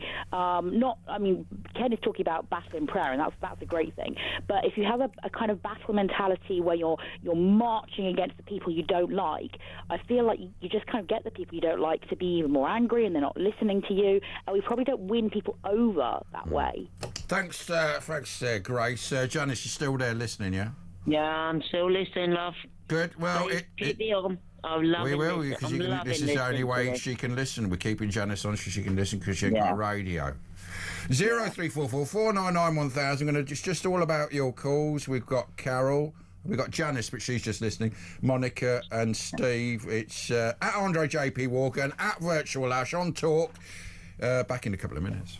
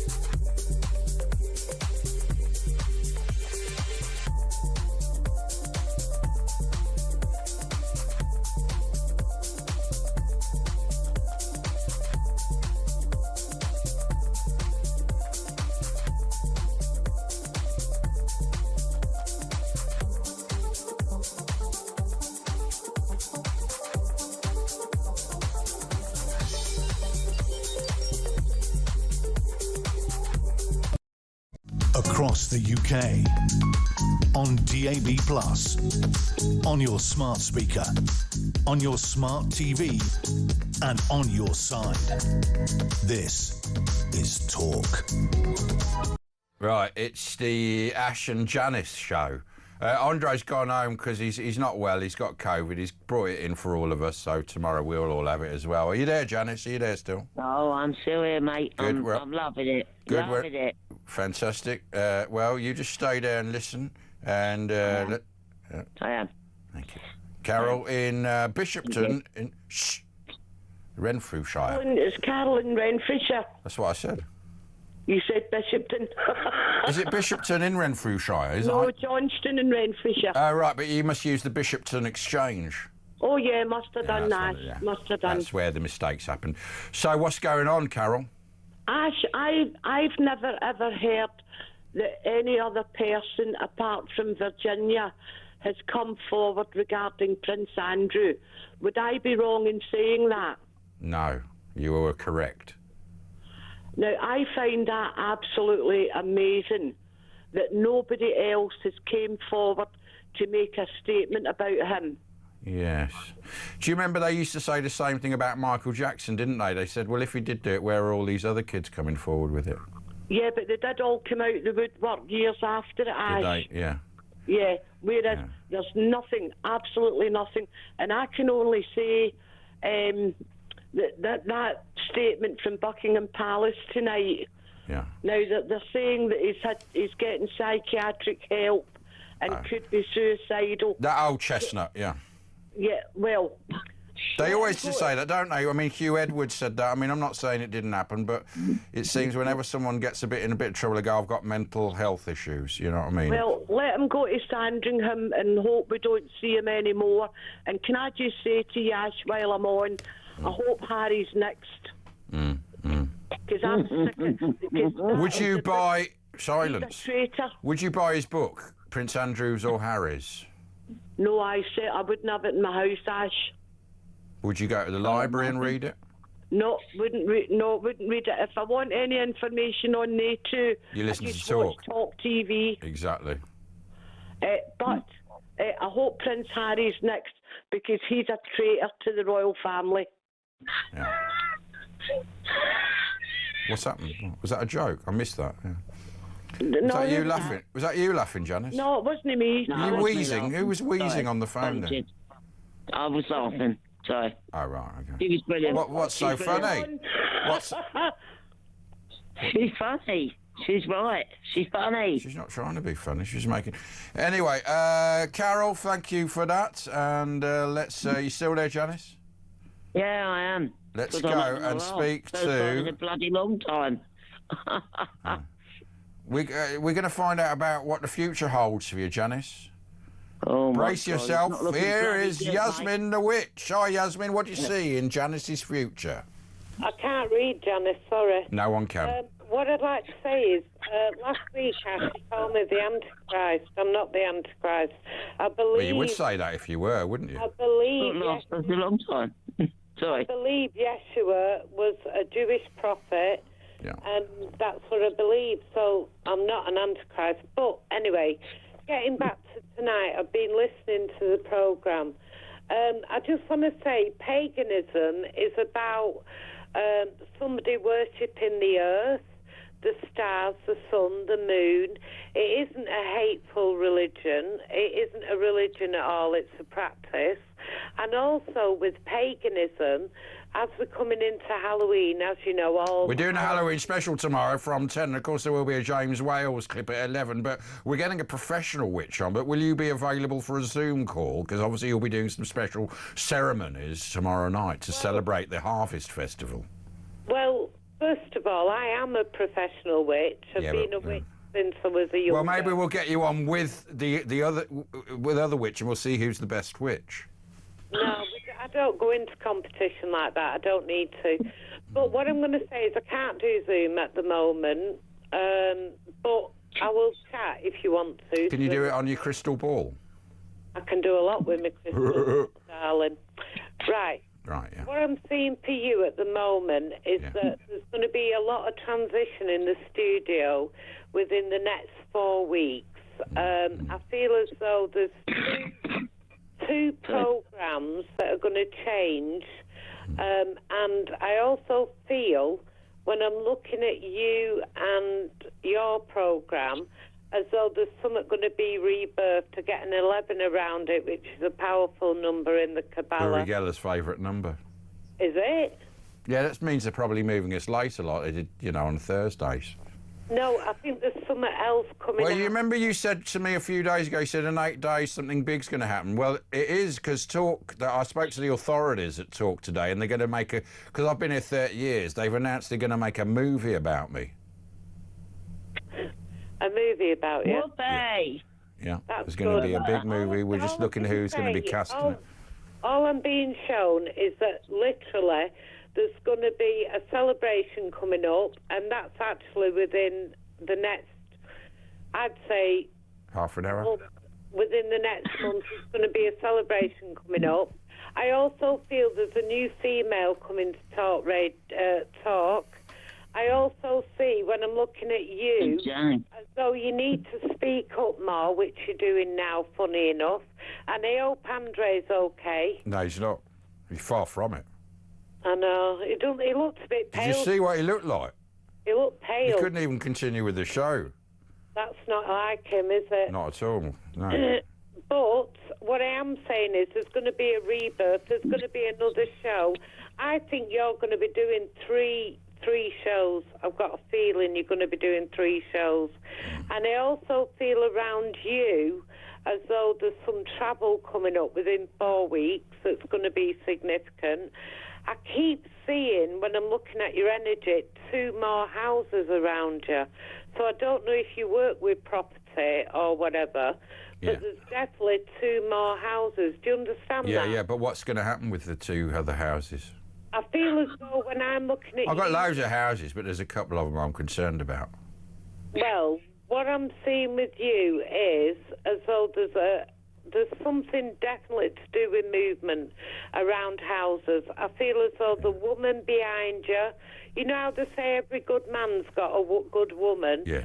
You've got that in your life. Do you understand? I've got a few bad women behind me. Yeah. No, There's some very good women out there. Yeah, powerful women behind you. Yeah. But I feel as though with you it's about a fire sign, Leo energy, female coming in around you. And I feel as though they've been, the word I'm getting is protecting you. Yeah. I also feel around you there's a Pisces you're helping. That's a water sign. A younger male Pisces or a water sign needs some support. I also feel around you that there's a very special dinner coming up. There is actually. There is, isn't there? Yeah. There's a very special dinner coming up for you, and it's to do with honouring your ancestors. Do you understand that? Yeah. I also feel around you. Have you just bought a new mirror for your house? Funnily enough, I didn't. Say that again. I haven't. I looked in a mirror. Listen, let me explain. There's a mirror or some kind of window being moved or changed around your home. I also feel around you're going on a flight. That's very important. 48 around that. So that's the end of the year, isn't it? That's probably November energy. Yeah. November. I might be going to Eastbourne, but I'm probably not flying down there. You're not flying down there, no way. It's drive there's up. definitely something, well, there's somebody travelling towards you then that's going to be significant. In a plane. I also feel around you, so you're going to be connected to royalty in some way. You're going to a building that's connected to music. There's somebody you know who is musical or likes opera or there's something definitely connected to that coming up. Do you know what it feels like? A theatre. It feels like somebody connected to theatre who you know, who's young, very, very talented, and I've got aria. So is a singer or something. It's musical, this male, but he's young. Do you understand Is it Lee John? Say? Lee John. I don't know who he is. Straker. The young men. I'm just telling you, this person's around you, and you're going to be going to a celebration or a musical concert around him. I also feel around you, you've definitely got, in the spirit world, you've definitely got 3 protectors, and that's very good. You should have got the Stone of Elat. The other thing they keep showing me, I know this sounds crazy, but are you seeing a lot of stray cats around? I've noticed the last 3 years there's loads of cats at night everywhere. Yeah, please, if you can, feed them or help them in some way. I do, yeah. I also feel around you, yes, there is a rebirth coming, definitely. I also would like to say, I'd love to see James Whale's wife on the programme as well. Yeah, man. We want to get her in soon, so hopefully we will. Yeah, I feel She's just released a new episode of the podcast, so have a look at that. Tales of the Whales. Listen to it on your favourite podcast processor. Right, I don't know how to do that, but I understand that. I also feel when you go to the beach, this is going to be significant, you're going to get recognised. Right, the beach? Yeah, our beach. I fear beach. Also, I know it sounds crazy, but I've got caravans around that. I love caravan. Well, I was actually thinking of going to Mersey Island to a friend's caravan on the beach. Now that's good, isn't it? Amazing. I also see around you, let me have a look now at your numbers. Yeah. Right. Okay. Tell me your birthday. It's 3rd of June. So you're a 9 energy, so that's ruled by Saturn. So with you, for the next 7 months, you've got to start branching out. Do you understand that? Oh, they're telling me you're getting a new, I don't know what you call them. Television? Not a producer, but a new manager. A new manager's coming in. Yeah. I've sacked my last one, yeah. No, there's a new manager coming in, and I also feel around you that there's an American around you. Well, Kinsey was in today, yeah. Kinsey's American. Is it a male? No, well, no, certainly not. What did you say? I missed what you said, sweetheart. Kinsey Schofield was around me today. She's American. Yeah, but I'm seeing a male. A male American. A man coming from America, coming into the studio, and he's got a sidekick with him, and I feel as though they're doing something with scheduling for next year. Penn and Teller.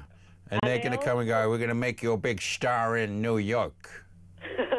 And I also feel as though this man is separating two groups of people, and he's got the authority to do it. I get a 29 around it. So it could be the 29th. Could be Donald Trump with Nigel Farage, couldn't it? No, 29th of November. It's not funny, Janice. 29th of November. I don't feel Donald Trump will go past 2 years in America since his election.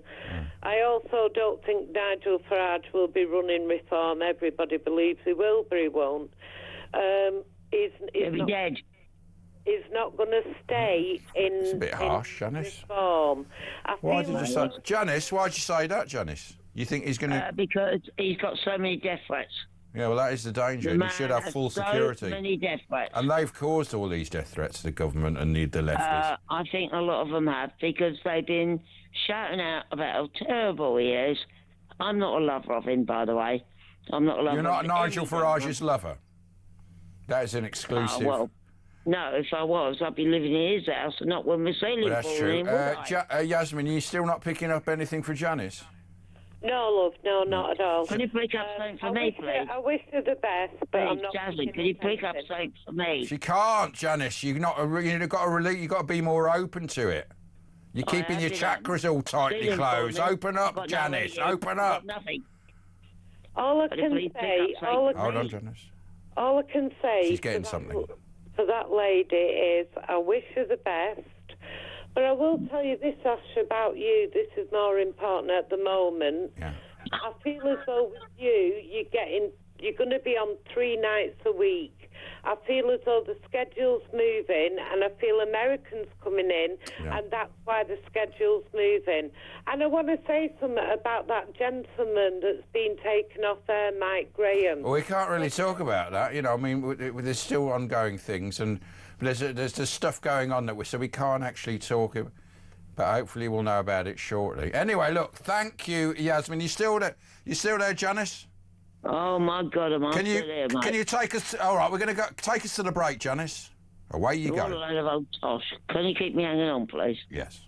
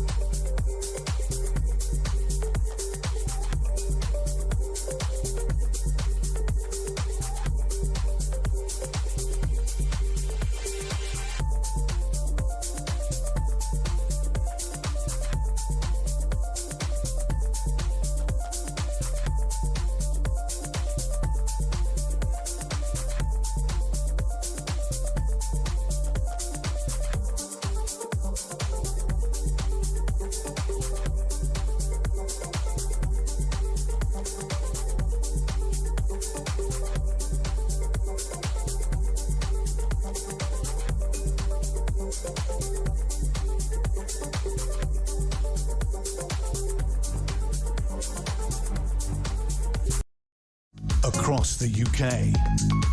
On DAB+, on your smart speaker, on your smart TV, and on your side. This is Talk. Yeah, it's Talk. It's Ash. It's Ash and Andre, but Andre's gone because he was really sick. So it's Ash and Janice. Janice, you still there? Oh yeah, Janice I'm here, mate. She's just here to... What?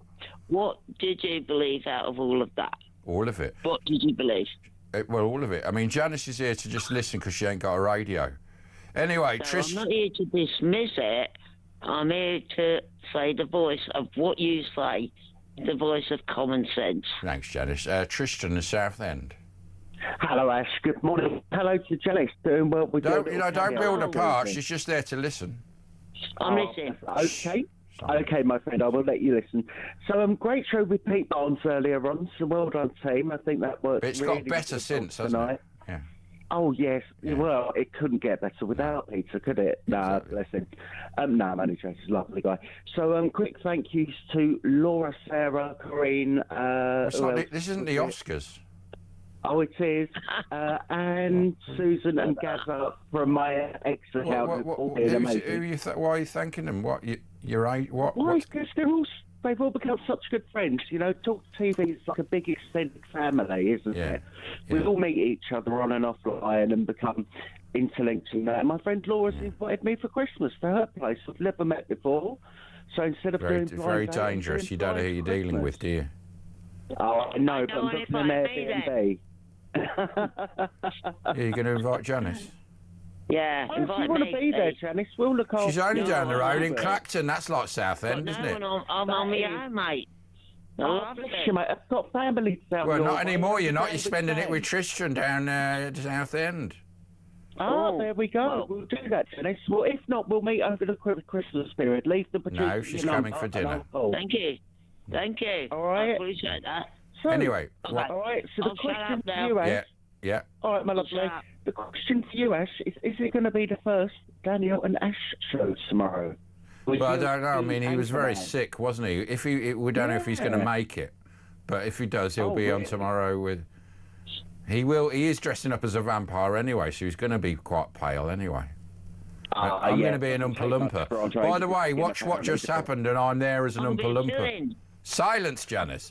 I'm there as an Oompa Loompa. I'm fill-in. I look like a vampire. I'm going to be an Oompa Loompa on what just happened. It's coming out tomorrow at 9.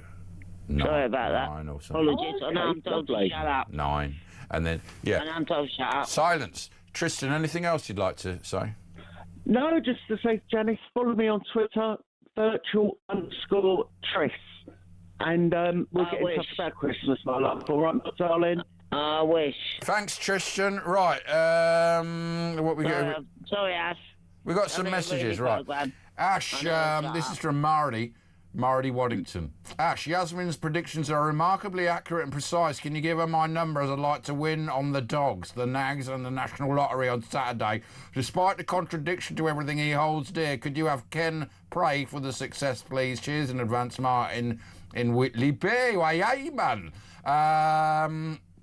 Ash, please can we hear from Janice? Can you allow her to speak? Thanks, Alison from Poole in Dorset. Go on, Janice, speak. Okay. Ash, you have done an absolutely brilliant job tonight. Yeah, you see? Yeah, people that have come on, I've had a good laugh. You've never heard the show? You've never heard the show before in your life? Yeah, I've spoke to you for years, and I haven't been in touch with you for quite a while, but you are... last week. Yeah. You and Andre are brilliant, and thank you for giving me a great start I've had for months. Well, it's not over yet. It's only just begun. Let's speak to Chelsea in the West Midlands. Yeah, there's another Chelsea. Yeah, I'm here. All right, Chelsea. Where are you in the West Midland? I am in Staffordshire. What, Staffordshire? What, Stafford? Or which part? Cannock? Yes, Cannock, that's correct. And what did you want to say, Chelsea? I want to talk about the carers. Go on, then. The carers that give so much work, and you do get a lot of these... It's the foreigners, isn't it, that are coming Well, over. it's a minimum wage job, and it shouldn't be, should it? Because it's a really important job, and, you know, you want the best people doing it. Of course, and what I find when I work, and they are lovely people, They do not engage with those residents, and I find it just so disheartening. So you're saying they're nice people, but they don't engage? They don't. Well, they're nice to me. Well, you see, you know, that's the thing, a cultural thing, isn't it? I mean, today I gave this woman, I was sitting in, you know, the old person seat in the tube, and you meant to give it up, so I gave it up to her. And, you know, she wasn't from here, and she didn't say thanks or anything, and I don't think she was being rude, it's just a sort of... But it's things like that, little things like that, where if you're British and that are from the British culture, you'll say things and, you know, it's not rude, but someone who doesn't get it might be offended, do you know what I mean? It's like little things like that. But what my point is, if you go into that industry of care and you want to look after people, and that's what you want to do and get paid for it, you should actually care and take time to get to know those people. It is so worrying. That's quite worrying. And also, you know, you see videos sometimes when they put secret cameras and they're mistreating like patients with Alzheimer's. Have you ever come across that in your care home? No, That's and I've worked in care for 4 years. Well, that's now, good, when we do find certain devices in there, we take them out and we will report the family. Yeah, but they're there normally by the family to see if anything's happening. Maybe there's been bruises appearing. So is it? Oh my gosh, yes, and that's another thing. When these bruises appear, people aren't documenting it. So it's like it's a really hard thing to, All right, well, thanks, Jan. That's Chelsea in Cannock. Give us a ring another time. Let's go to Steve in Derby. Hello, Steve. Hey up, Duck. Hey up, Ash. All right, man. Are you all right? Yeah, Janice, are you all right? Oh, I'm happy. Janice, okay. Are you all right, Janice? I'm happy. I'm having the best time of my life right now. Thank you. Janice, sorry, Ash. I'm loving all your... Silence, Janice, silence! Sorry, Steve. I've not got long. Sorry, Could I just... Really? I've just... You've not got long? What have you got? Earlier on, I mistakenly switched over to Woke Time on BBC One, and you know, Question Time, and it was in Bradford, and I'm not saying anything bad about Bradford, but the audience were very, very, as usual, woke. It doesn't matter where they are, and every time there was anything mentioned, there was a guy from GB News on, Matt somebody, and he was expressing his opinions, which mostly I agree with, and when they mentioned about Prince Andrew, I'll still call him Prince Andrew for now, but when they mentioned about Prince Andrew, he said, you know, he agreed with it, but what about all the thing about the grooming gangs? Why hadn't that been dealt with over the years?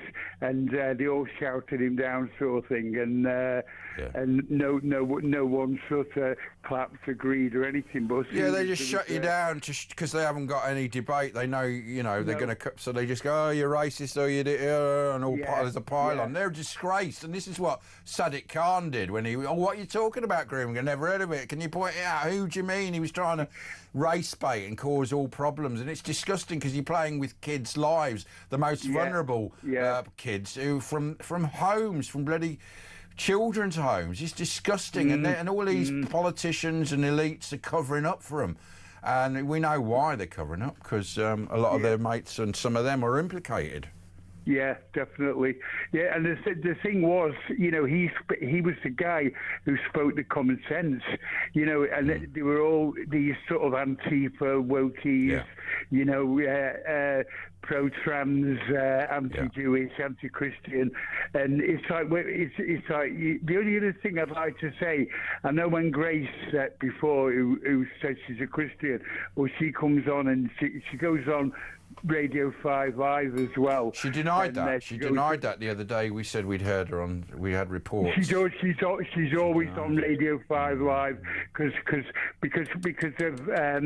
your show ends sort of like at 1 on a thing. I just have something. I don't really want to listen to like talk. I like not that I've got anything against talk sport, but it's just a difference. It's a bit can be a bit vulgar, can't it, with those football people and and their vulgar language and that. Yeah. No, it's not that, mate. It's not. It's just it's not really my bag. So I tend to put Radio 5 on, but she's always on that. Why don't you want to listen to talk? Well, I do. I want to listen to talk, but just not all. Like talk all through the night. Janice, what do you say? What do you think about all this? I'm absolutely agreeing with this young man. What, you like 5 Live as well? To me, what, you don't listen to anything. You haven't got a radio. Question Time was an absolute awful. You both watched Question Time. No, but you both didn't like it. I didn't like. Well, I used to like Question Time because it used to be a political debate. Yeah, we